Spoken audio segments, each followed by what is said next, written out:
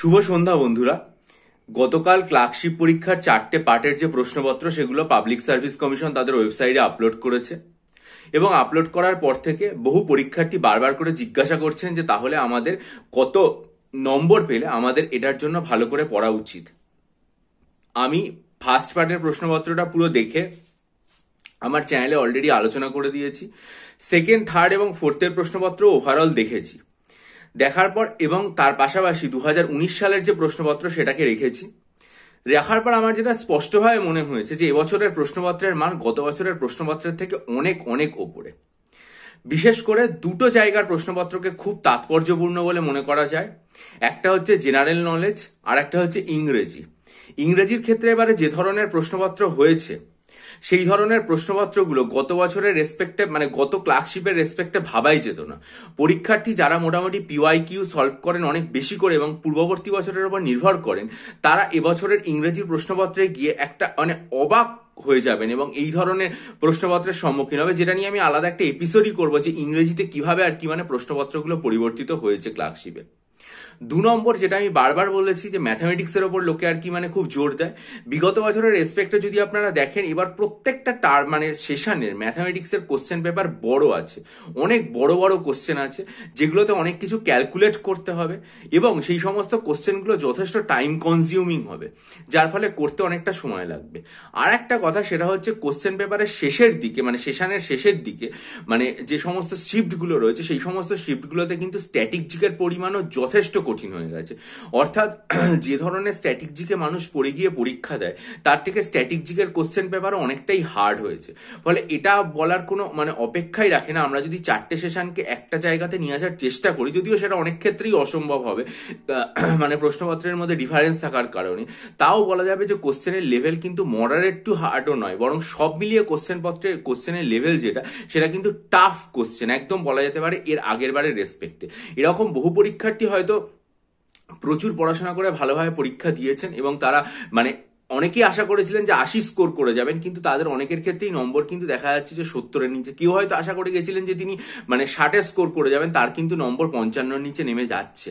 এরপরও আরো একটা জিনিস দেখা গেছে যে পাবলিক সার্ভিস কমিশনের প্রশ্নপত্রের মধ্যে কিছু ত্রুটি বিচ্যুতি বা কিছু তথ্যহীনতা আছে।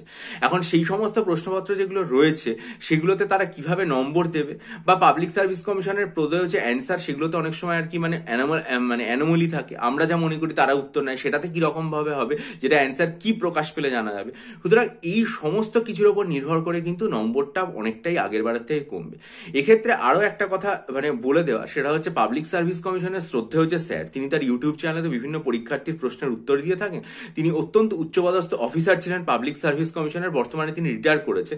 তার চ্যানেলে একজন পরীক্ষার্থীর নাম হচ্ছে মধুমিতা ঘোষ, তাকে একটা প্রশ্ন আর কি জিজ্ঞাসা করেছিলেন যে আপনি বলেছিলেন যে ক্লার্কশিপে 6000 ভ্যাকেন্সি আছে অ্যাপ্রক্সিমেটলি, পুরোটা কি ফিল আপ হবে?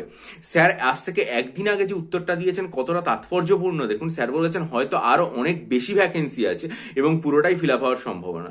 অর্থাৎ পরীক্ষার্থী নিজেই জিজ্ঞাসা করেছেন 6000 ভ্যাকেন্সির কথা, স্যার বলছেন আরো অনেক বেশি, অর্থাৎ ভ্যাকেন্সি কিন্তু সেখানে 7000 বা 8000 থাকতে পারে। আমরা পাবলিক সার্ভিস কমিশনের যে ডিটেলড আর কি দেখেছি কতজনকে প্রিলিমিনারিতে কোয়ালিফাই করানো হয়, সেখানে দেখেছি যে যা ভ্যাকেন্সি থাকে তার মোটামুটি 10% কোয়ালিফাই করানো হয়। অর্থাৎ যদি 70,000 বা 80,000 7,000 বা 8,000 ভ্যাকেন্সি থাকে, তাহলে সেখানে 70-80,000কে কোয়ালিফাই করানো হবে। যদি আমরা ধরে নিই 75,000 কোয়ালিফাই করছে প্রিলিমসে, তাহলে কিন্তু সেক্ষেত্রে কাট অফ মার্কস গতবারের তুলনায় আরো অনেকটা নেমে যাবে। দুটো কারণ, এক হচ্ছে বিপুল পরিমাণ ভ্যাকেন্সি, দুই প্রশ্নপত্রের ওভারঅল মান এতটা বেশি। তাই আমি যেটা এর আগেও বলেছি আবারও বলছি যে আপনারা যারা 50-55 নম্বরের উপরে পাচ্ছেন, যে ইউআর ক্যান্ডিডেট অর্থাৎ আনরিজার্ভ ক্যাটাগরিতে বা জেনারেল ক্যাটাগরিতে, তারা কিন্তু নির্দ্বিধায় মেন পরীক্ষার জন্য লেখাপড়া শুরু করুন। আমাকে অনেক পরীক্ষার্থী মেসেজ করে যাচ্ছেন কালকের পর থেকে, বারবার জিজ্ঞাসা করছেন যে স্যার আমার নম্বর, কেউ বলছেন যে স্যার আমার নম্বর 60 ক্রস করছে, আমি কি মেন্সের জন্য পড়বো?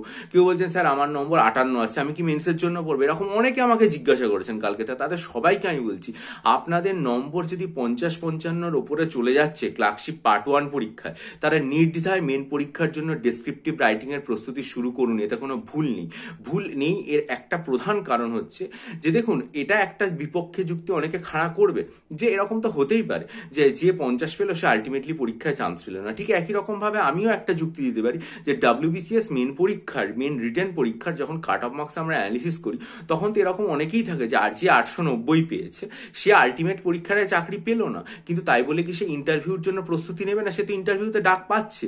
একদম যারা কাট অফ সামান্যভাবে ক্রস করলো তাদের যে নম্বরটা সেটা তো আর কি মানে হতেই পারে যে ইন্টারভিউর ক্ষেত্রে তারা ইন্টারভিউটা দিল কিন্তু চাকরি পেল না। এবার আপনি একেবারে ইন্টারভিউ দিয়ে যে স্কোরটা সেটা তো আলাদা ব্যাপার, সেটা তো আপনার পরবর্তীকালে ঠিক হবে, কিন্তু এখানে তো আপনার হাতে একটা সময় থাকছে মেন্সে যে নম্বরটা আপনি স্কোর করতে পারেন এবং যে মেন্সের স্ট্র্যাটেজি আপনি ঠিক করে এখন থেকে ভালোভাবে পড়লে মেন পরীক্ষাতে একটা ভালো নম্বর আপনি পেতে পারেন, তাহলে আপনি এখন থেকে পড়বেন না কেন? সুতরাং আমি আবারও বলছি, যেটা আগে বারবার বলেছি, যে যারা প্রিলিমিনারি বা ক্লার্কশিপ পার্ট 1-এ মোটামুটিভাবে পরীক্ষা দিয়ে দেখছেন 50-55 নম্বর ক্রস করে যাচ্ছেন, তারা নির্দ্বিধায় মেন্সের জন্য এখন থেকে প্রস্তুতি নেওয়া শুরু করুন। আপনার হাতে প্রচুর সময় আছে, প্রচুর টাইম আছে, আপনি নিশ্চয়ই ভালো করে প্রস্তুতি নিলে আপনার হাতে যেহেতু একটা সুযোগ আছে মেন্সে, দুটোর নম্বর তো যোগ করে আলটিমেটলি আপনার মেরিট লিস্টে নাম হবে। সুতরাং আপনি চেষ্টা করুন, এটার জন্য হাল ছেড়ে দেবেন না। আর আমি আমার চ্যানেলে এর পরবর্তীকালে মানে চেষ্টা করছি আরো বিভিন্ন ধাপের যে কোশ্চেন পেপার, কারণ এইটার এফেক্ট কিন্তু WBCS পরীক্ষার ক্ষেত্রেও তো পড়বে। WBCS এরও কোশ্চেনের প্যাটার্ন পরিবর্তিত হয়েছে 2023-এ দেখেছি, এটার রেসপেক্টে আমরা আরো বুঝতে পারছি প্যাটার্ন চেঞ্জ হবে। সুতরাং এই যে প্যাটার্ন চেঞ্জ হবে বিশেষত ইংরেজির ক্ষেত্রে, সেটার জন্য আমি আলাদা একটা এপিসোড করব। এবং আপনারা যদি ডেসক্রিপটিভ রাইটিং এর জন্য কোন কোন দিকগুলোতে জোর দেবেন বা আপনার স্ট্র্যাটেজি কি হবে, ডেসক্রিপটিভ রাইটিং আপনার মানে মূল টার্গেট কি রাখবেন, সেগুলোও আমি আমার চ্যানেলে বলবো। তাই জন্য চ্যানেলটাকে সাবস্ক্রাইব করে নিন, বেল আইকন প্রেস করে নিন। আর বিভিন্ন রকম শিফটের যে কোশ্চেন অ্যানালিসিস সেগুলো আমার চ্যানেলে আনবো, তার জন্য চ্যানেলটা সাবস্ক্রাইব করে। কিন্তু আবার বলছি, যারা যেটা আগেও বলেছি গত সোমবার, যে যারা 50-55 ক্রস করছেন তারা নির্দ্বিধায় মেন পরীক্ষার জন্য খুব ভালো করে প্রস্তুতি নিন। আর WBCS পরীক্ষার যদি মক টেস্ট নিতে চান 21শে নভেম্বর আমার চ্যানেলে কমিউনিটি সেকশনে যান, সেখানে ভিডিও আছে, বিস্তারিত লেখা আছে, সেগুলো দেখে যদি আগ্রহী হন ডেসক্রিপশন বক্সে আমি ইমেল আইডির মাধ্যমে যোগাযোগ করুন। ভালো থাকুন, বিজয়ী হন, সফল হন। চ্যানেলটা সাবস্ক্রাইব করে বেল আইকন প্রেস করে দিন, আপনারা সফল হবেন।